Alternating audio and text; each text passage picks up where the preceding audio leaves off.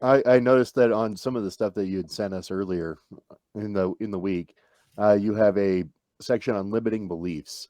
Um, for your limiting beliefs, what would you say is probably one of the big ones that you see a lot coming from people that are either transitioning out of the military or they're struggling with any sort of pain or any of the traumatic events that they have going on? Yeah, I mean, there's so many.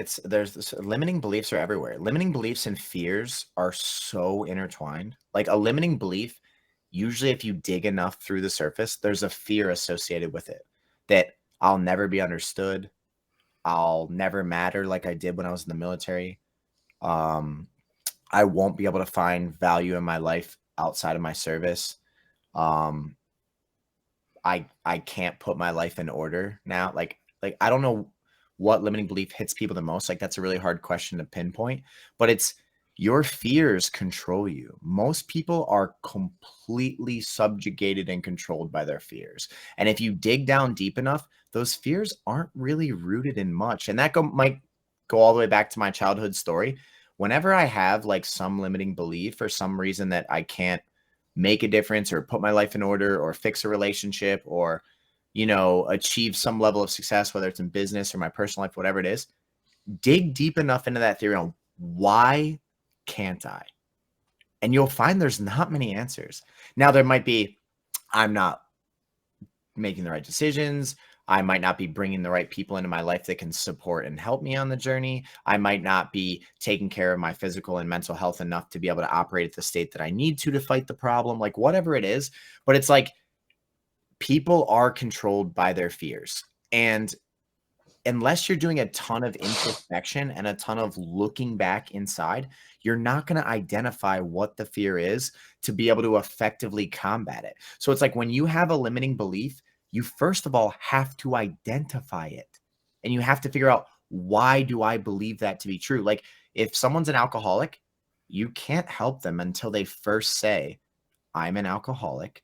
I have a problem and I want to be better.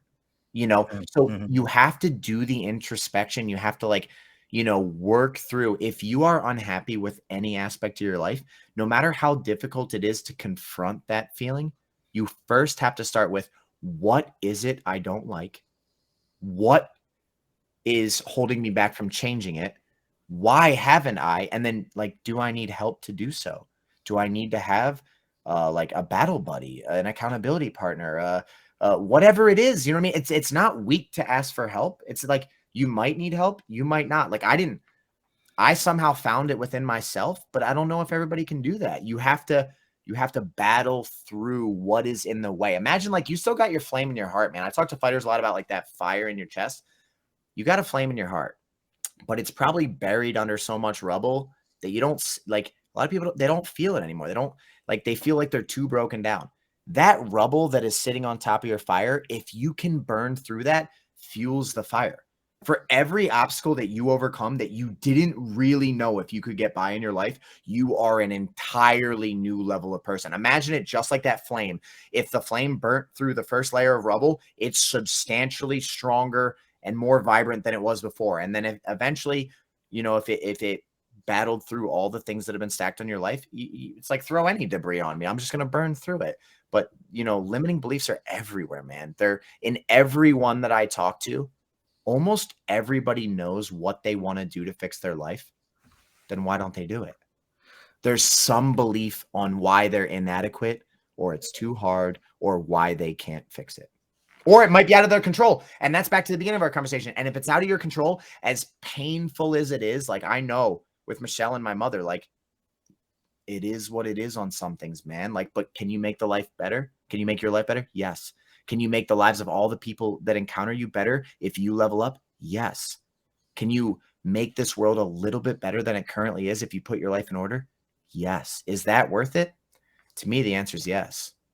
That's awesome. It's a very powerful message, and one of the things that I also picked up on what you said, James, was that one of the limiting beliefs that we might actually have is that we can do it alone, right? That actually might be one of our limiting beliefs, is that that that we have to do it all on our own. We have Who to. says you have to do it alone, man? Exactly. Most people that are really winning, Dan, that really feel great about their life. First of all, most of the people I know that really have themselves in order come from a lot of darkness, and maybe that's why they have themselves in order, and they are willing to help.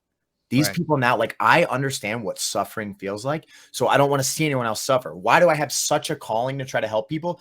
Because I know what that is like, and I was as close as you can imagine to taking my own life. So if someone could have been there for me to help me out of that, that could have saved my life. Luckily, I went this path. When you've suffered tremendously, you don't want to see others suffer. So the person that's thinking that, like, maybe if you're a military veteran, you don't want to seem weak by asking for help. The people on the other side would want to help you. And if you put your life in order and you got your mental health back and you were a great leader for your family and community and stuff, guess what? When you see that young kid struggling, you would be happy to help them. You would want them to reach out. You wouldn't feel that's not a burden. That's not a difficulty. It's like, absolutely, let's get after this thing. For sure. For sure.